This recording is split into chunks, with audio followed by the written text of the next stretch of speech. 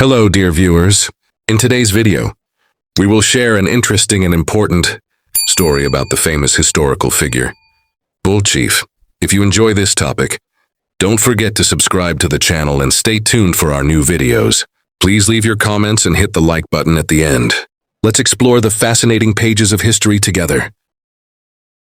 Bull Chief, born in 1825, died February 4th, 1914, was part of the Crow or Absaroka tribe. He was interviewed by a man named Edward S. Curtis, who visited Maani tribes during the 20th century for interviews and to take portraits of the natives.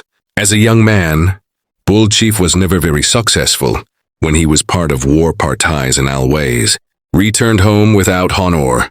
He believed it was unnecessary for one to fast in order to be successful in a battle, and therefore opted not to fast. Being so unsuccessful, after returning from battle after battle, Bull Chief decided to climb Cloud Peak, which is the highest peak of the Bullhorn Mountains in Wyoming. Bull Chief stayed up on Cloud Peak for 1 day and 1 night, hoping to have a vision but having no luck. He had to leave because mountain rats were biting through his clothes and a fierce blizzard was causing hazardous conditions. When Bull Chief returned home, his village was getting ready to be moved to a new location. Based on landmarks mentioned in the new location, it appears the tribe was moved near Red Lodge Creek, MT. During this transition time, Bull Chief decided to continue trying to fast in or dare to have a vision. He fasted for 4 days and 4 nights, but still had no vision, after which he tried 2 more times unsuccessfully. Seeing that his current attempts were failing, and all of the other men in his tribe counting coup, he again decided to try something new. For this attempt, he went up to the head of Red Lodge Creek to fast for 4 days and for 4 nights in blinding snow. This time his experience turned out much different from all of his previous attempts. He had a vision in which he saw his own lodge and a splendid bay horse standing in front of it. It was not explained as to what this vision meant, but thereafter Bull Chief began to do remarkably well in battles.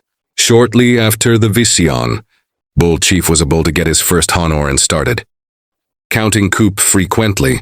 Counting coup is the highest honor for winning intertribal wars between Plains Indians.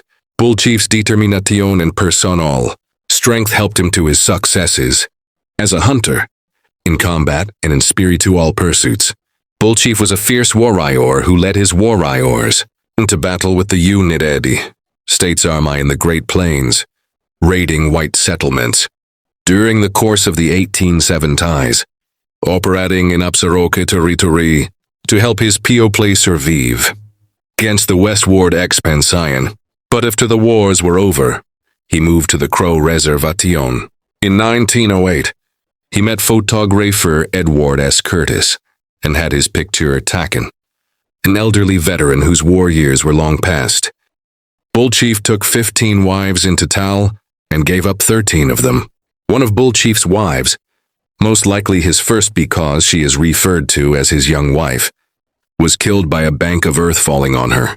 In order to mourn for his young wife, Bull Chief decided he wanted to go through some form of torture to honor her death. Shortly after, he made his decision to endure torture for his wife. 2 local tribesmen went out and killed a buffalo bull and brought back the head, attached to a long strip of skin and including the tail at the end, to the edge of the village. When Bull Chief heard of this the next morning, he went out and bathed. Afterward, he went to Big Shadow, a clansman, to ask him to pierce him. Big Shadow accepted and instructed Bull Chief to go bathe again, remove every ornament from his body, rub himself with sage, and he would come and meet him. After Bull Chief had concluded his tasks, Big Shadow came and found him, bringing with him 3 other men. Big Shadow started off the process then by painted Bull Chief from head to toe with white clay. Once Bull Chief was painted, Big Shadow then pierced Bull Chief's back muscle in 2 separate places and thrust skewers through the slits in his muscle to attack the thongs fasting to the nose trills of the buffalo head. Next, Big Shadow pierced Bull Chief's shoulders, and from those slits hung the shield and tomahawks. Bull Chief was then given a staff and instructed to get up off the ground. After getting up, Big Shadow told Bull Chief he needed to walk around the village 4 times while the 3 men with them would smoke. This was a difficult task for Bull Chief to accomplish, because the dogs in the community would jump on the skin, and when dogs were not jumping on it, it was getting caught in the sagebrush under it. At sunset, Bull Chief went up on a hilltop and laid down with his head between the horns of the buffalo and his feet at the tail, pointing east. He stayed up on the hilltop all night to rest from the day's activities. During his sleep, Bull Chief had another vision, this time of a man standing at his feet, then turning and departing. Big Shadow came up on the hilltop around sunrise and informed Bull Chief that he knew someone had come and visited him the night before. At first, Bull Chief did not tell Big Shadow what the man looked like who had visited him, but after Bull Chief bathed and cleaned up, he joined Big Shadow again and then told him about the man. The description Bull Chief gave Big Shadow of the man led Big Shadow to believe this man was his father, Morning Star,